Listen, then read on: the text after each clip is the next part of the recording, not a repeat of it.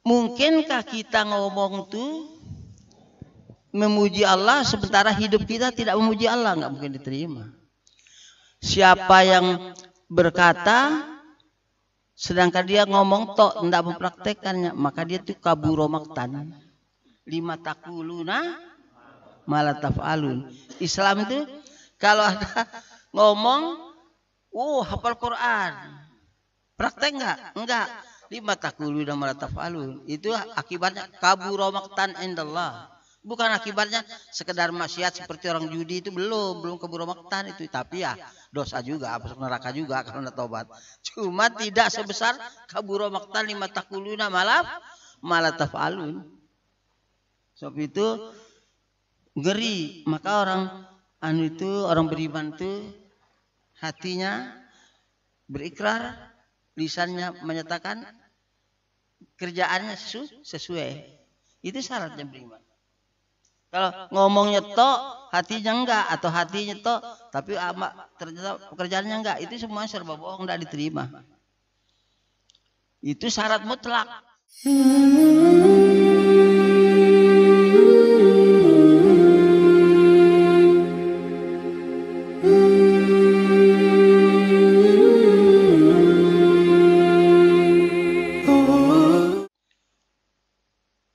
Ikhwan fiddin rahimakumullah.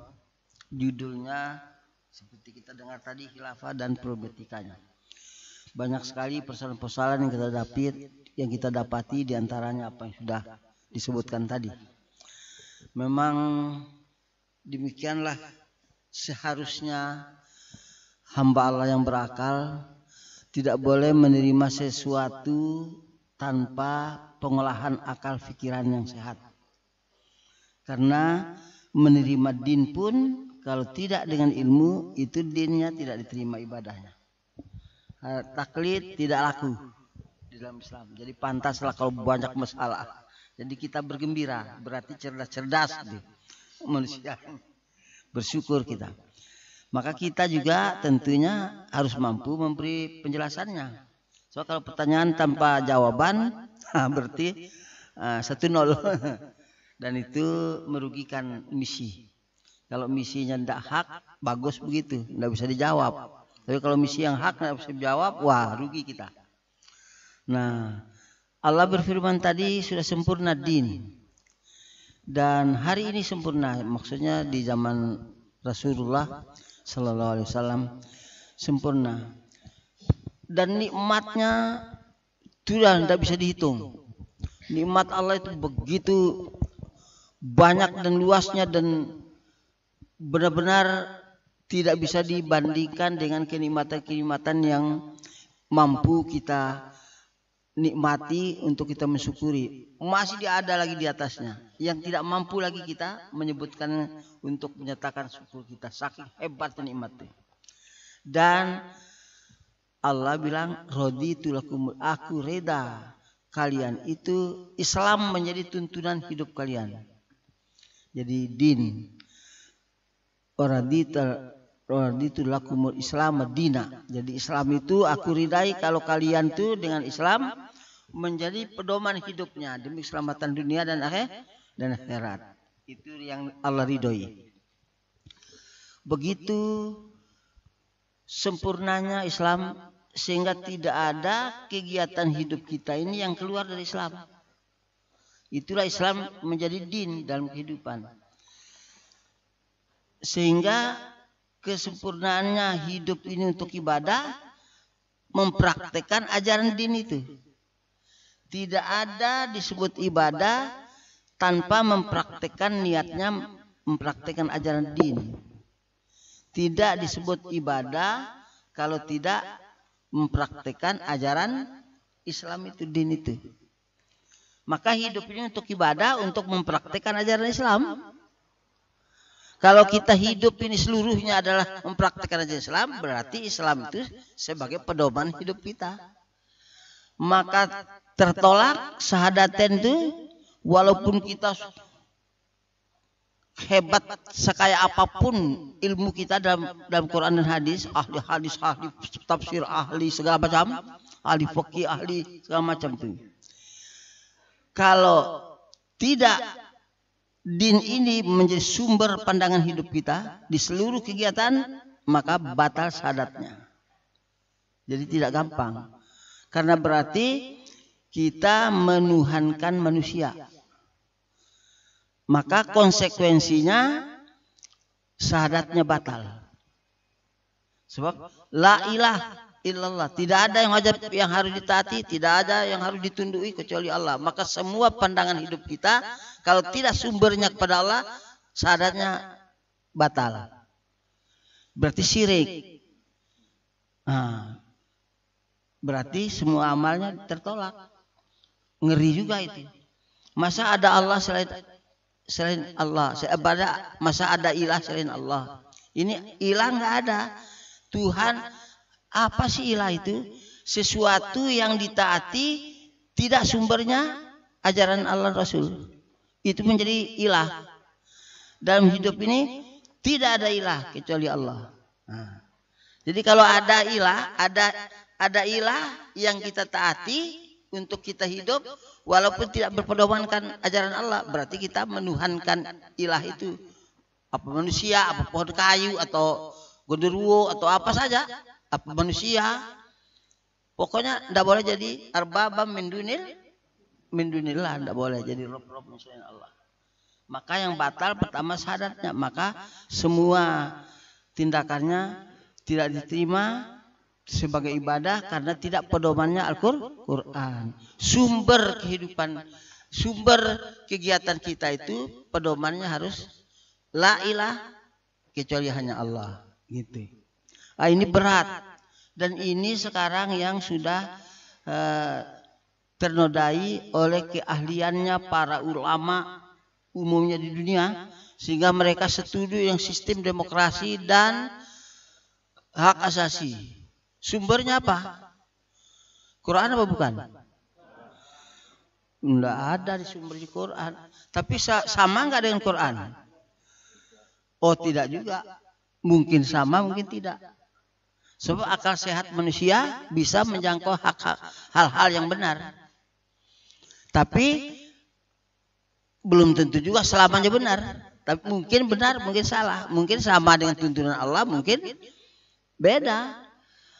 Walau dia kafir, mungkin sesuai dengan ajaran Allah. Dia tidak boleh ngurangin timbangan kalau dia nimbang. Sesuai dengan, tapi sumbernya akal manusia.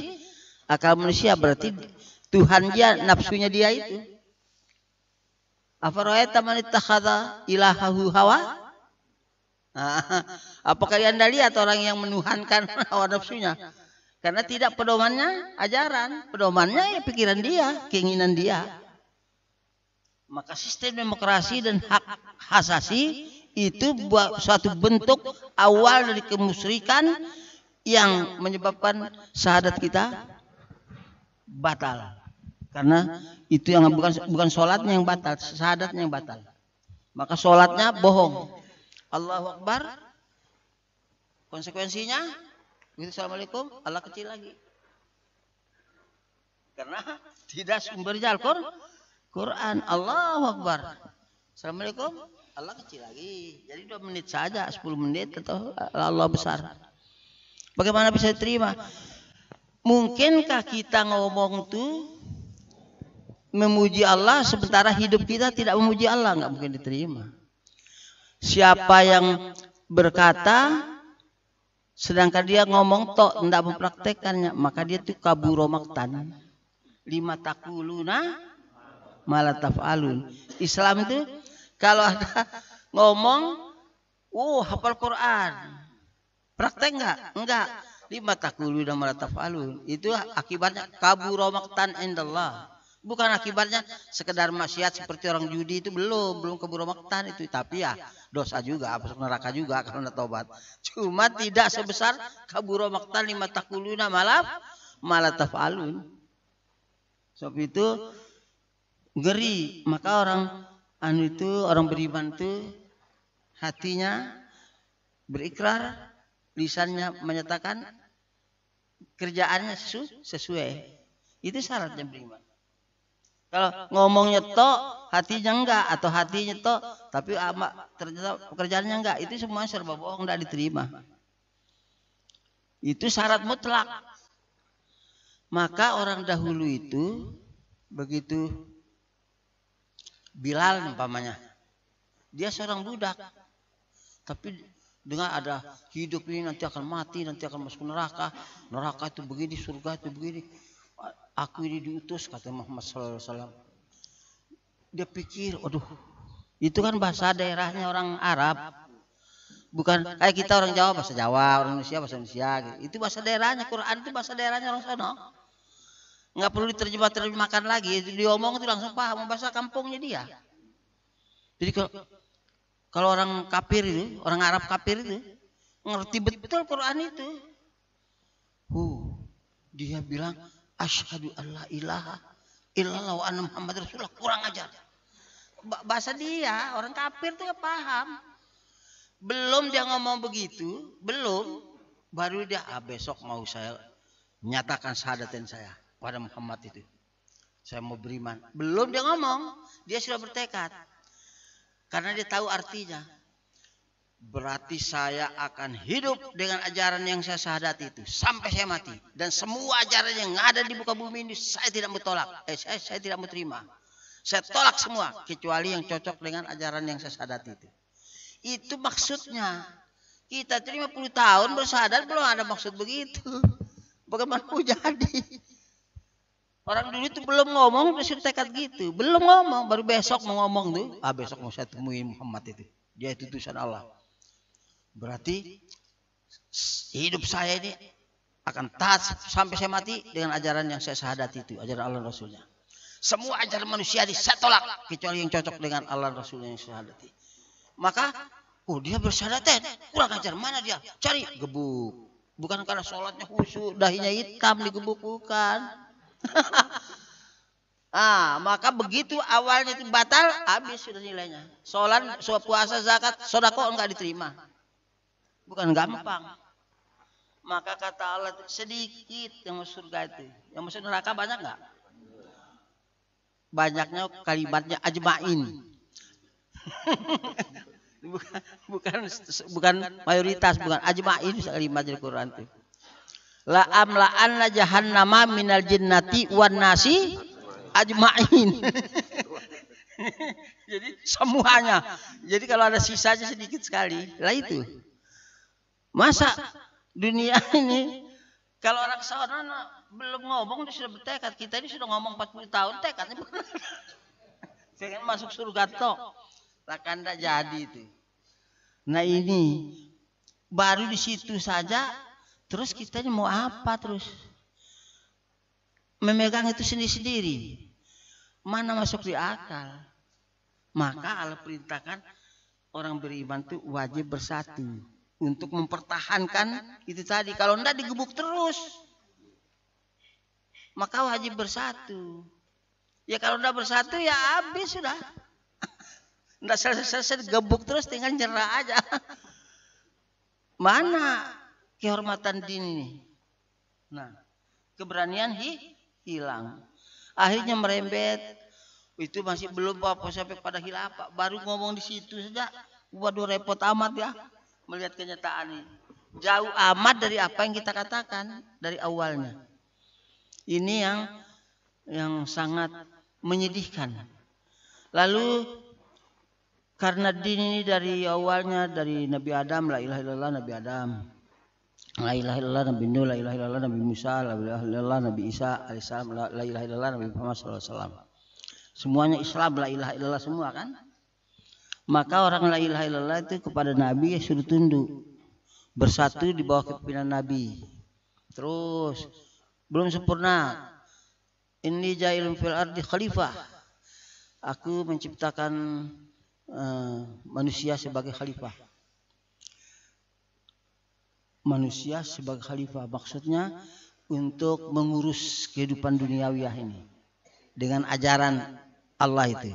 Maka khalifah itu yang pertama Nabi Adam itu sendiri ditunjuk sebagai nabi untuk menghadap kepada Allah untuk diberitahu ajarannya. Kebab kosong nol. Maka tunjuklah Nabi Adam. Nabi sebagai khalifah pertama sebagai nabi ya Adam itu langsung pertama. Maka menghadap kepada Allah dikasih tahu Sampaikan kepada anak cucu khalifah ini.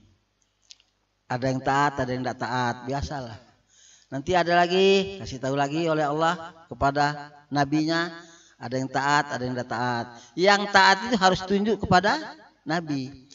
Belum sempurna, matilah Nabi Adam tuh dengan segala persoalannya. Gantilah, kita singkatlah Nabi Nuh hampir 1000 tahun berdakwah, ngasih tahu yang mau taat namanya beriman, taat kepada Nabi, bersatu di bawah pemimpinnya Nabi. Sampai Nabi Musa, sampai Nabi Isa, belum sempurna din itu. Tapi semua yang khalifah-khalifah yang banyak sudah lahir itu, anak cucu khalifah itu ditunjuk lagi menjadi nabi untuk berhadapan dengan Allah, diberitahu ajarannya, sehingga sempurnanya ajaran itu setelah Nabi Muhammad. Salah seorang di antara anak cucu khalifah itu Nabi Muhammad SAW terakhir, karena dengan beliau al-yauma akmaltu lakum. Kalau sudah sempurna, perlu ada nabi enggak? Masa perlu ada nabi lagi? Untuk apa lagi yang sudah sempurna? Lalu apa? Pertanyaannya bagaimana? Jadi sudah tidak ada nabi. Kalau gitu kita bubar aja lah. Kira-kira rasional enggak itu? Wah, kalau nabi tidak ada lagi, sudah kita bubar. Lah ini ajarannya sudah sempurna. Ya sudah dibuang aja ke parit. Ya tidak rasional. Jadi harus pertanyaan, kalau nabi sudah tidak ada, sempurna sudah ajaran, yang meneruskan kepemimpinan nabi siapa? Mestinya itu rasional. Artinya cerdas. Artinya bukan aneh itu pertanyaan itu kan? Nah, karena nabi masih hidup, ya langsung saja kepada nabi. Ya kalau engkau sudah wafat, terus siapa yang lanjutkan? Nabi bilang khalifah. Enggak pernah ngomong apa gitu, enggak pernah. Khalifah nabi yang ngomong itu. Tahu-tahu ditinggal. Setelah dipraktek oleh sahabat Ansar wal Muhajirin, ditinggal. Berapa dosanya orang itu ya? Ditinggal, akhirnya bubar kesatuan menjadi firqah-firqah, lalu diancam oleh Allah. Sebab kita, maka saya tulis di maklumat itu, ayat yang pertama ditulis itu, bukan wa'tasimu bihablil jami'an wa tafarraqu, tapi wasiat Allah kepada nabi-nabi bahwa harus an aqimuddin walan tafarraqu fi. Itu yang saya tulis. Kenapa saya tulis begitu ya? Wah, itu enggak usah ditanya kalau itu mah. Ya pokoknya itu yang ditulis kan. Wah, itu enggak usah ditanya, nanti kalian keheran-heran. Ya sudah, pokoknya itu yang ditulis ada di Quran. Kenapa saya tulis itu? Itu ada di Quran. Nah, itu jawabnya yang paling bagus ya. Itu ada di Quran. Ya, gimana ya? Ya situ sudah batasnya. Sudah saya tulis, saya tulis an aqimuddin. Jadi wasiat-wasiat tadi itu kita beriman harus memperjuangkan iman, menegakkan din itu, tapi syaratnya tidak boleh tafarraqu. Jadi berjuang dengan tafarruq tidak bakal dirahmati Allah. Maka semua Imam Kartosyiri berjuang dengan sungguh-sungguh dengan NII hancur. Ikhwan Muslimin berjuang sungguh-sungguh, Hasan al-Banna itu, Sayyid Qutb itu bukan kalau bandingkan dengan kita, waduh enggak sekukunya. Kalau bandingin saya, enggak ada sekukunya mereka. Itu betul-betul mujahid tangguh, tidak berhasil. Karena tidak dengan wala tatafarraqu syaratnya. Iqamatuddin. Kalah. Datang ke Filipina, kalah. Datang ke bukan mana-mana, kalah, hancur saja. Karena iqamatuddin harus syaratnya wala tatafarraqu. Lah kita lawan itu, kapan mau Allah nolong? Oh kita nentang. An aqimuddin wala tatafarraqu, kita bilang intan surullah yang surkum. Kita belum kita mulai kita sudah menentang Allah. Mana yang surkumnya? Itu mah mustahil. Datanya jelas. Apa ada yang berjuang dari zaman dulu itu? Banyak yang lebih hebat dari kita, tapi gagal semua. Maka itu pertama maklumat itu. Jadi bukan sembarangan hasil menghayal. Kita orang beriman tidak mau anak imuddin ya. Terus orang kafir, tolong tegakkan hukum Allah. Kita bilang sama orang kafir gitu. Kenapa bilang kami ini kafir? Ya soalnya saudara saya beriman nggak mau itu. Kan itu malah ya, sama dengan itu kalimatnya. Orang beriman nggak mau. Jadi kita mau bilang sama orang kafir, tolong orang kafir tegakkan hukum Allah, syariat. Kata Menak, awas ekstrim. Nah, kan repot tuh. Sekarang ini orang bukan takut dengan neraka, takut dengan penjara.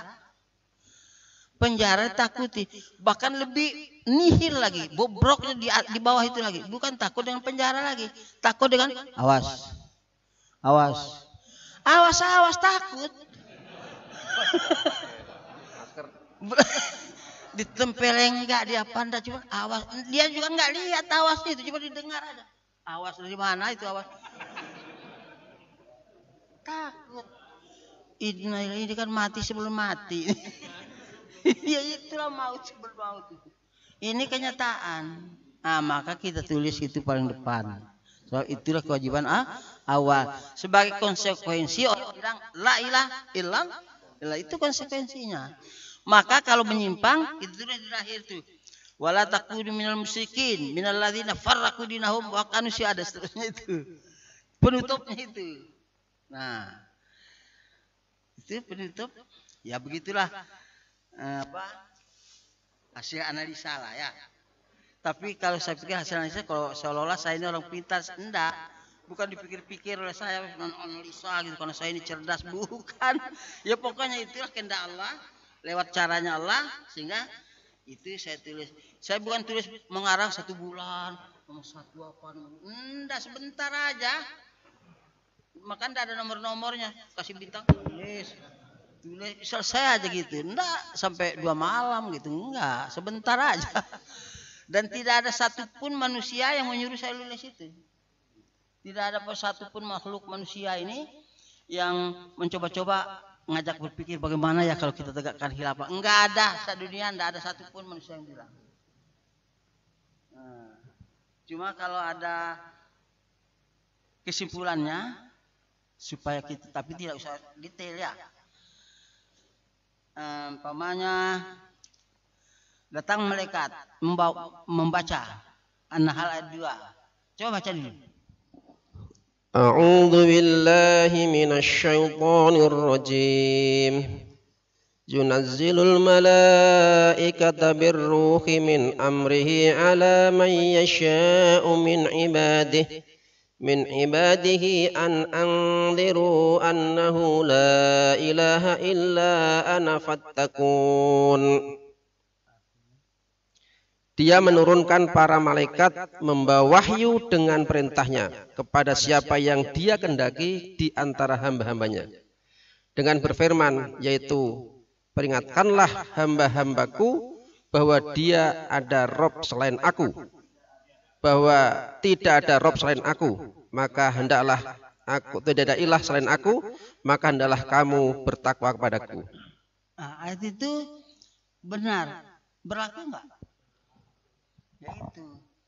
Jadi bukan saya karang-karang, saya juga enggak ngerti, cuman datang itu ayat itu diberlakukan. Jadi ya pokoknya cerita kesananya enggak penting, yang penting itu ayat itu berlaku kan. Itu yang penting, ceritanya enggak penting ceritanya. Nah, jadi memang setelah kita pikir tidak ada jalan la ilaha illallah itu kalau tanpa itu. Kita enggak paham dari mana. Maka kata Abu Jahal itu Muhammad itu kan tingkat paman-pamannya Nabi Muhammad itu Abu Jahal, Abu Lahab itu. Katanya itu Muhammad itu dari lahirnya itu saya tahu. Orang tuh goblok, buta huruf. Umi, dia enggak ngerti apa-apa itu. Sudah bapaknya dia masih kecil sudah enggak punya bapak, ibunya juga pokoknya hidupnya itu enggak ngerti apa-apa, enggak pernah sekolah, enggak pernah apa. Bodoh orang itu. Umi bahasa Arabnya. Ya. Tapi kalau dia ngomong, kita enggak bisa bantah. Coba orang bodoh gitu, asal dia ngomong kita enggak bisa. Coba-coba sajaknya saja ditiru. Sajaknya ditiru aja enggak bisa. Apalagi maknanya jauh sekali, enggak bisa dibantah. Itu betul-betul bukan dari dia, itu kalau dia itu goblok. Itu betul-betul dari Tuhannya itu. Tapi terus temannya Abu Jahal bilang, Kalau betul ente yakin bahwa itu dari Tuhannya, kok ente tidak ikut, wah itu lain lagi. Masalah lain lagi. Orang gede mau taat sama orang bodoh kata dia. Orang ponaan, anak kecil, nyepi-nyepi, nggak ngerti, tidak ada pengalaman, nggak keliling dunia, rahmatan lil alamin, dasar orang gila, kan gitu. Masa tidak pernah ke Mesir, tidak pernah ke, apalagi ke Indonesia, tahu? Aku diutus rahmatan lil alamin, goblok, nggak masuk di akal. Ke Mesir aja tidak pernah jalan kok, dari gua ke rumah istrinya, dah. Wa ma arsalnaka illa rahmatan lil alamin. Sombongnya bukan main gitu. Bapak orang itu tidak tahu bahwa Allah itu maha kuasa. Allah yang memenangkan, Allah yang menghancurkan, Allah yang mengalahkan, Allah yang pokoknya tidak bisa lain. Semuanya Allah yang menentukan, kita hanya benar jalan kita apa salah. Kalau kita menentukan jalan kita itu untuk tujuan menang, jahiliyah kita matinya enggak. Sebab itu urusan Allah. Jadi kalau kita punya niat untuk menang, jahiliyah kita. Sebab menang dan kalah itu urusan Allah, bukan urusan kita. Urusan kita itu praktek aja ajaran waraditu lakumul islama dina, itu kewajiban kita. Jadi kalau tujuannya menang tidak diterima oleh Allah, itu urusan kerjaan aku kata Allah, itu bukan kerjaan kamu. Kok kamu berbuat tujuannya itu. Tapi kalau doa, bebas. Allah punya semuanya dunia ini, punya Allah. Kalau doa, ya, kalau doa silakan saja berdoa sehebat-hebatnya. Kalau doa maksudnya untuk dunia, tapi bukan tujuan. Maka kalau ibadah tujuannya harus innamal amalu binniat, niatnya tujuan itu semata-mata cari ridho Allah saja. Dunianya bagaimana?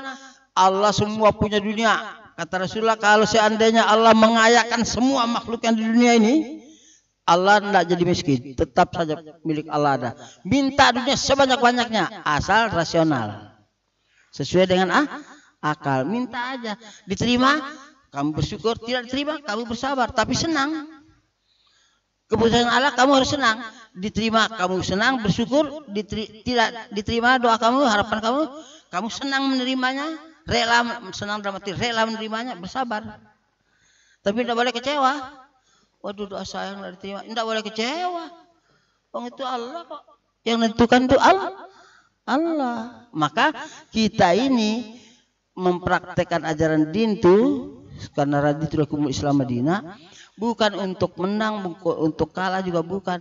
Tentu saja untuk doa dunianya sekedar harapan, ajukan kepada Allah, yang penting rasional, itu pokok. Jadi kalau kamu dagang kamu nanam nanam jagung berapa banyak, ya kira-kira 1/4 hektar lah, adalah 1000. Tak sama orang tuamu enggak? Kan orang tua kamu kafir, kok kamu taat? Kalau dibilang iya orang tua saya berjasa, enggak ibadah. Tapi kalau dibilang ulama amri saya bilang setelah saya syahadat semalam, kamu tetap taat sama orang tua, kata ulama amri saya, jadi saya taati. Ibadah tuh harus masuk salah satu ini menurut ilmunya. Kalau nggak masuk ke sini nggak disebut ibadah. Apapun yang kita lakukan nggak bernilai ibadah. Mampu nggak kita memasukkan kerjaan kita itu kepada salah satu di antara pembuktian sami'na wa ta'na kepada salah satu ini. Itu baru namanya ibadah. Kalau nggak mampu ya hilang. Kenapa kamu itu rajin amat berdagang, mau bikin rumah? Oh, orang kafir juga bisa. Kalau orang kafir lebih lagi mau bikin rumah dan beli mobil mewah, kata dia. Kita cuma mau bikin rumah, kalah sudah kita. Jadi tujuan itu hanya ridho Allah saja. Ridho Allah itu praktek ajaran Islam dalam arti ibadah. Caranya pembuktian sam'an wa ta'atan pada Allah, Rasul, ulil amri. Siapa yang perintah kita taat sama ulil amri? Allah dan Roh. Ulil amri bukan. Ulil amri perintah kita taat sama dia enggak? Siapa yang perintah? Allah dan Rasul, bukan ulil amri. Siapa yang perintah kita sholat? Allah dan Rasul, bukan ulil amri. Siapa yang perintah kita saum? Allah dan Rasul, bukan ulil amri. Jadi kita taat sama ulil amri, perintah Allah dan Rasul sama juga. Begitu kita tidak taat sama ulil amri, kita diancam neraka. Ulil amri bilang, Bapak geletak dulu di situ. Bertentangan dengan Allah Rasul enggak geletak di situ. Begitu enggak geletak diancam neraka Pak Pardinya. Karena enggak taat. Sedang Allah bilang taat sama amri. Geletak bukan maksiat, geletak suruh tidur situ geletak. Ya, tidur saja dapat pahala. Kan? Iya, taat sama amri kan. Begitu enggak tidur, ancaman neraka. Sekarang ini di Turksa ngaji 2 kali sepekan. Enggak datang. Padahal ngaji. Sudah Allah perintah juga belajar tadi. Toto sudah ngasih tahu. Belajar itu wajib. Sudah jelas. Banyak juga yang enggak beres. Apalagi cuma disuruh geletak. Iya. Lah ini kan problematika namanya. Kenapa bisa jadi begitu? Karena beat itu tidak diterangkan. Beat itu harus diterangkan dulu.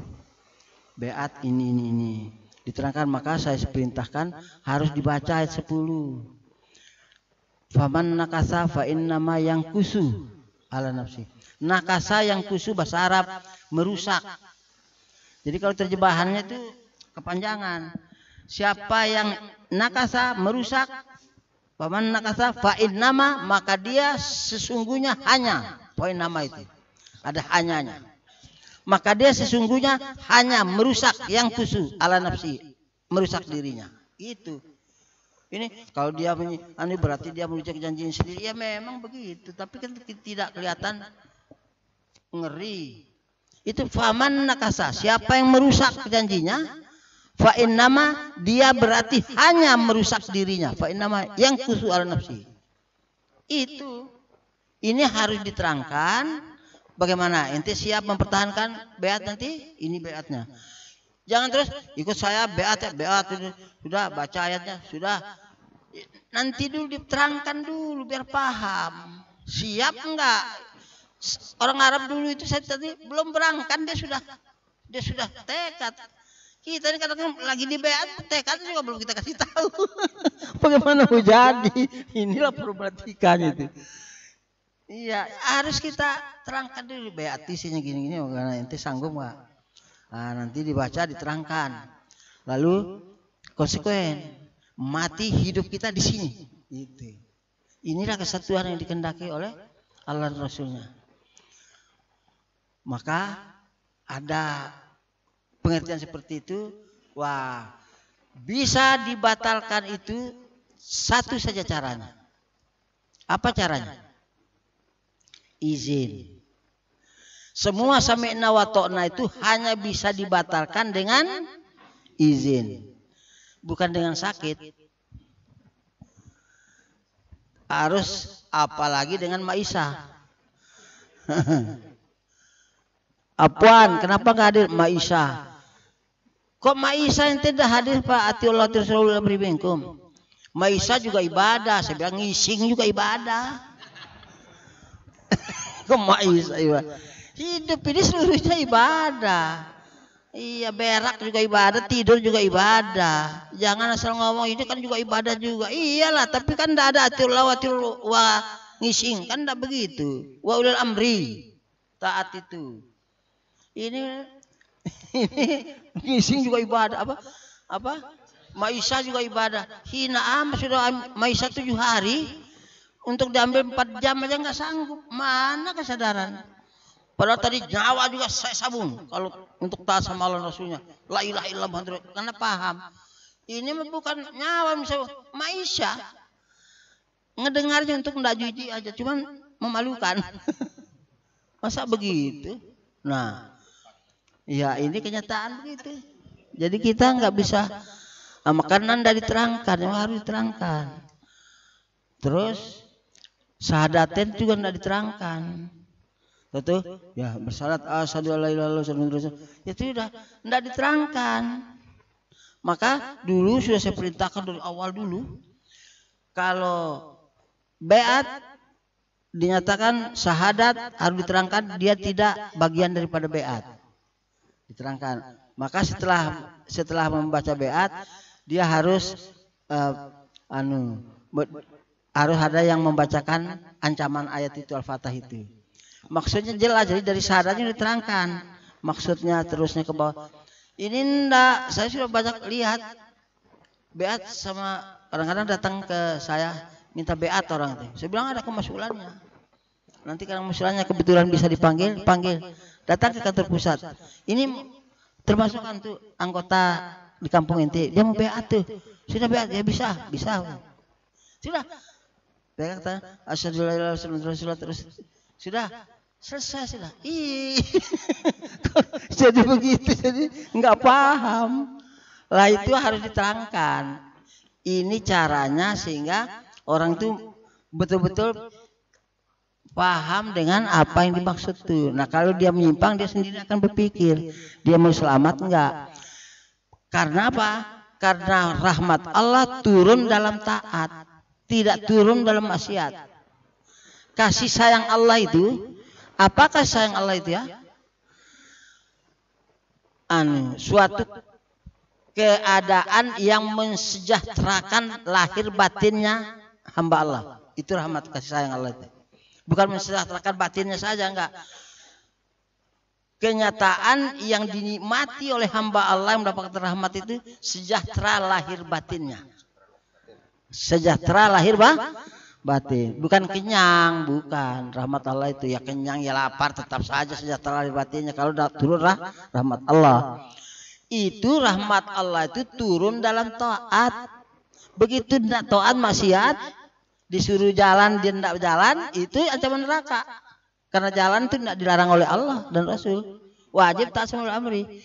Maka begitu dia maksiat, tercabut rahmat Allah, tidak turun rahmat Allah.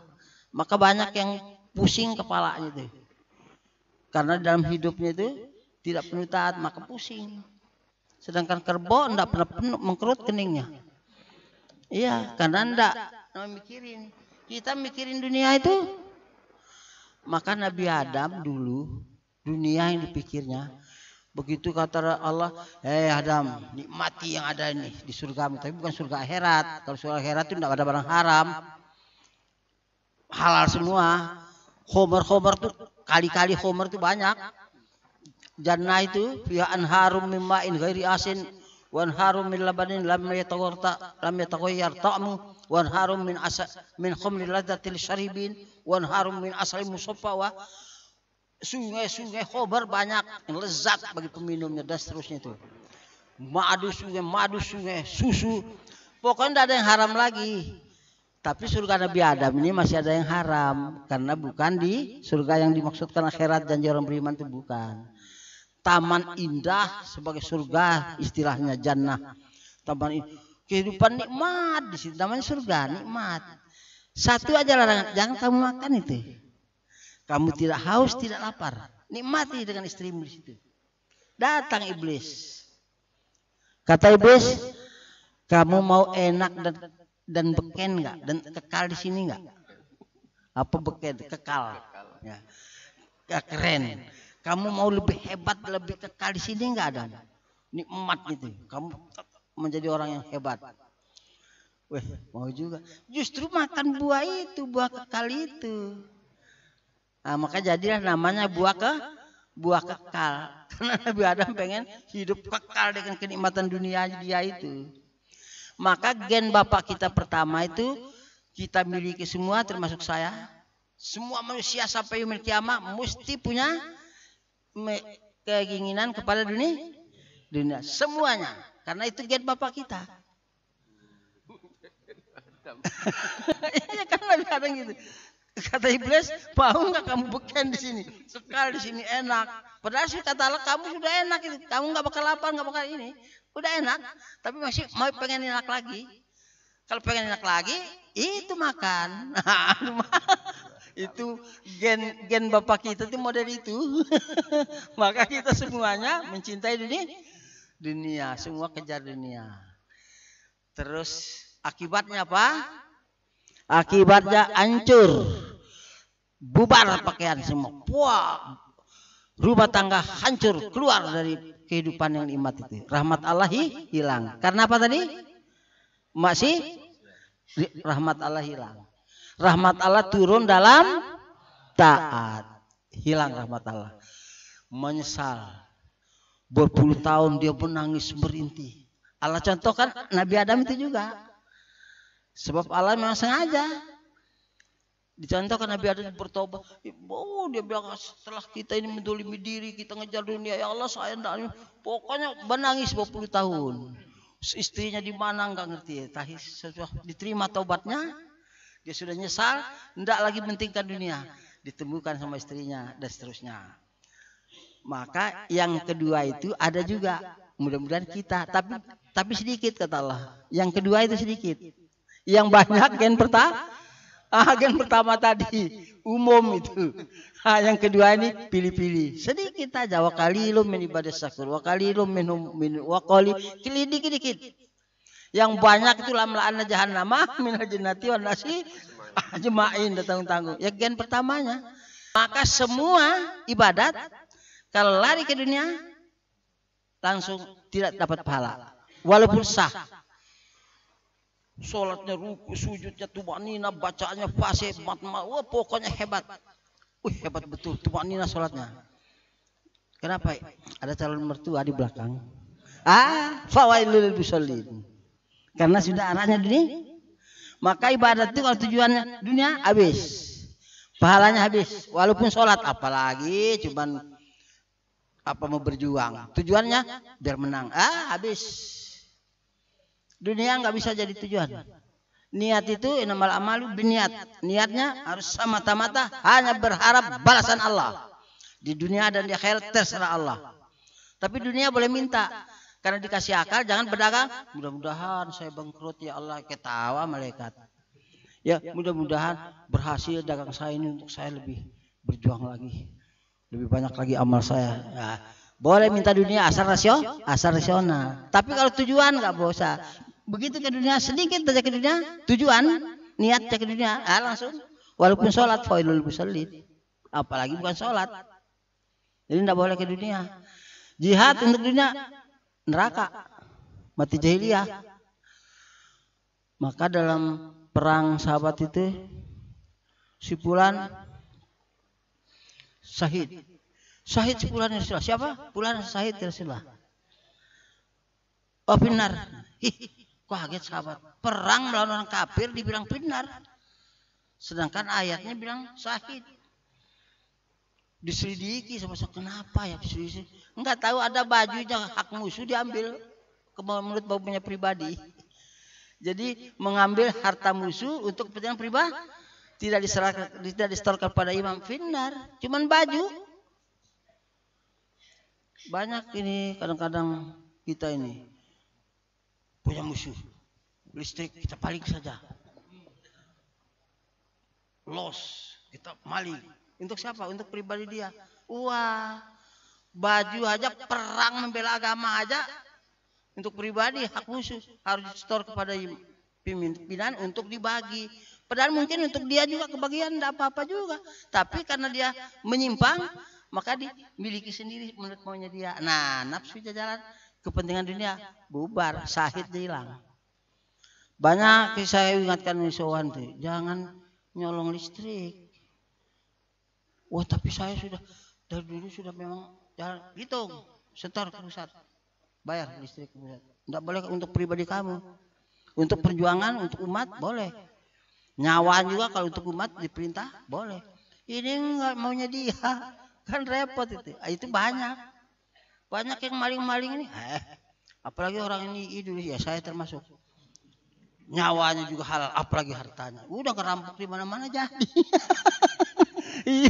Iya kalau diperintah, perintah maulul amri baru jadi. Kafir pun begitu. Tentara polisi kalau udah diperintah sama pemimpinnya, nggak berani dia nembak kena sanksi. Tapi diperintah dia nembak sebanyak-banyaknya dapat puji. Jadi enggak bisa enggak. Ini waktu ya. Enggak apa-apa ya. Masih ada waktu kan? Ya. Ini belum banyak tadi soal belum sampai ke sana, ini baru depan-depan. Masih ada depan. Masih 15 menit kalau Pak. 15 menit. Iya. Ya nanti dengan pertanyaan lah ya. Ya memang ya panjang lah ini ya. Jadi begitu.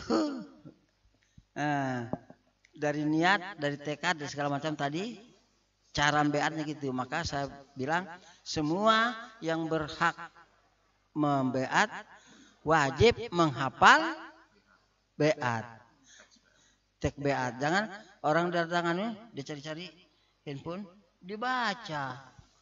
Ya jadi dia serius membaca beat, dihafal dia di hati betul-betul dia omong sama orang itu, omong seperti bahasanya dia gitu maksudnya. Maka saya buat perintah supaya Mas'ul hafal. Kadang-kadang umur kuro juga nggak hafal. Ada wilayah juga nggak ngapal. Ini bagaimana ini? Ini kan problematika. Akhirnya macam-macam lah kita ini. Saya kadang-kadang ya, tapi saya senang sebab saya tahu itu memang Allah. Kalau belum waktunya itu gitu keadaannya. Jadi saya tidak terus sedih, enggak.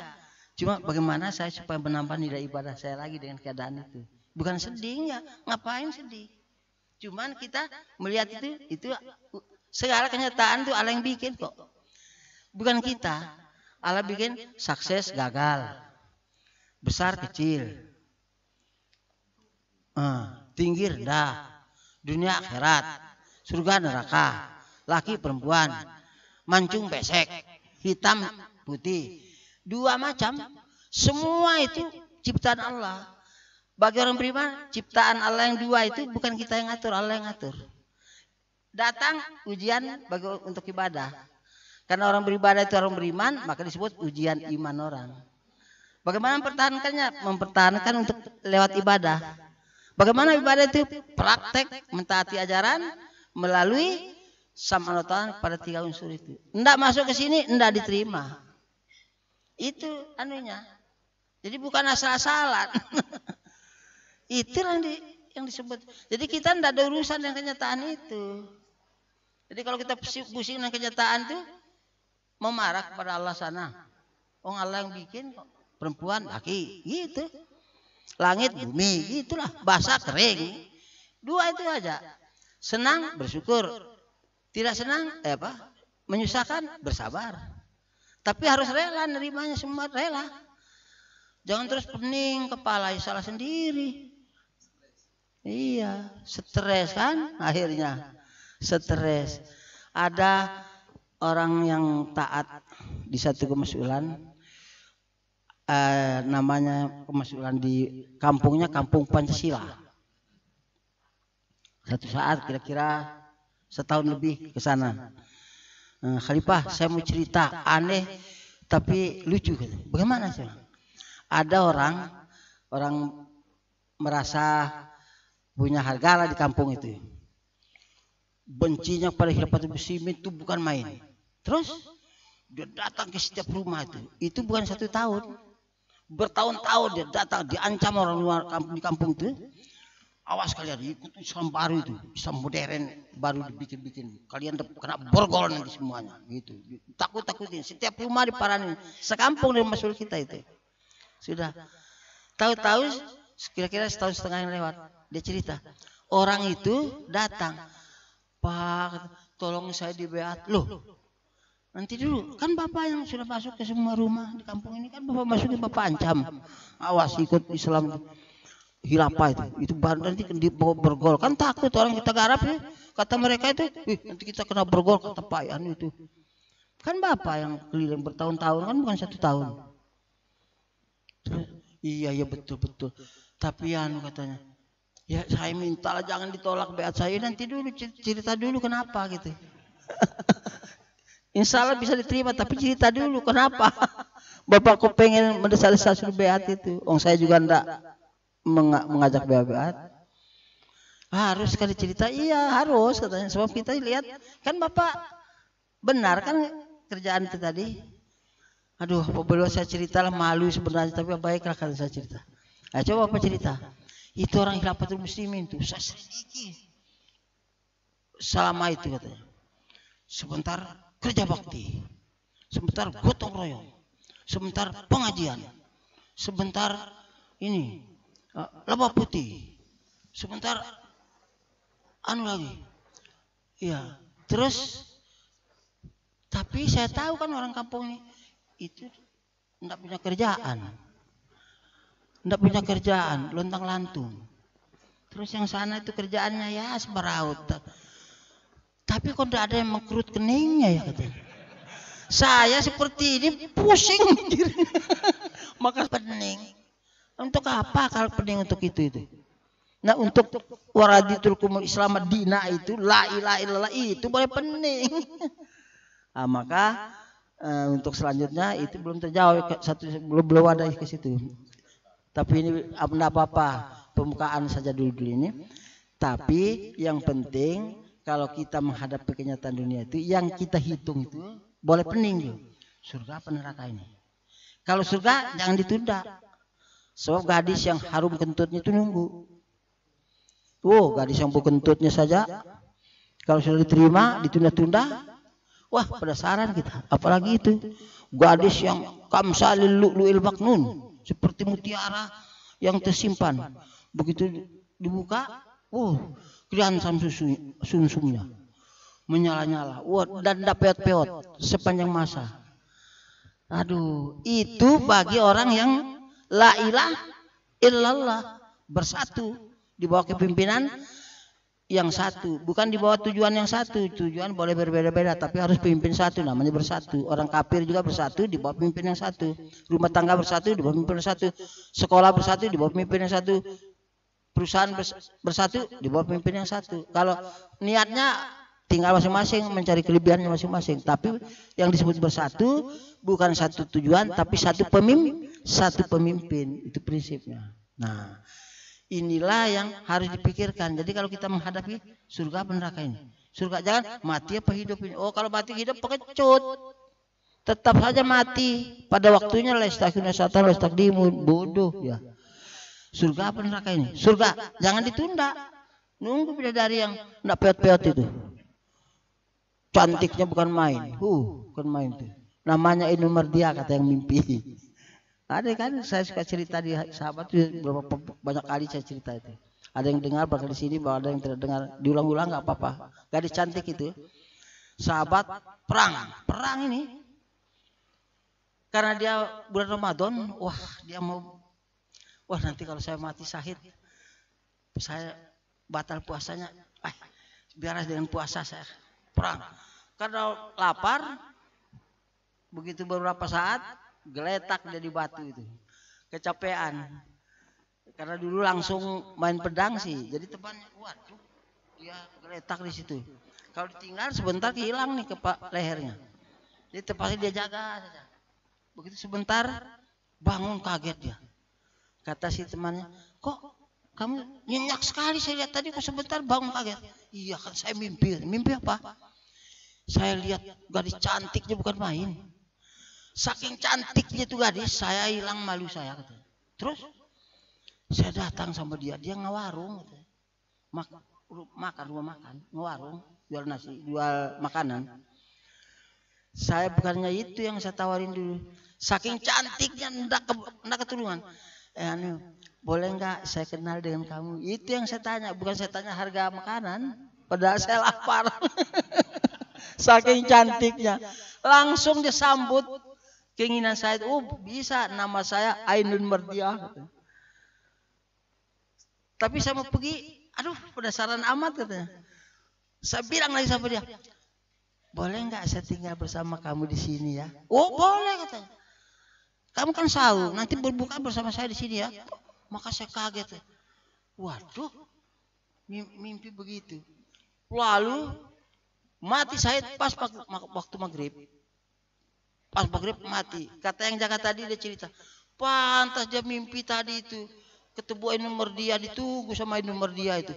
Maka setelah dia mimpi itu tadi dia sudah lemas. Ini lebih hebat dari sebelumnya tadi. Ngeganyang ke sana kemari itu. Sehingga di berapa orang dapat dibunuh, dia pas maghrib waktu buka dia syahid. Bukannya saya kata yang juga. Maka kalau ada pikiran ini dapat nggak gadis cantik, dapat, jangan mundur, rugi kita. Maka sahabat itu bukan lari dari mati, ngejar mati kalau perang tuh. Kalau kita enggak lari, jangan sampai mati lah. Karena cinta sama gadis yang bau kentutnya. Kalau itu mah enggak. Inilah yang perlu dipersiapkan mental kita itu. Dan selanjutnya bisa dengan pertanyaan.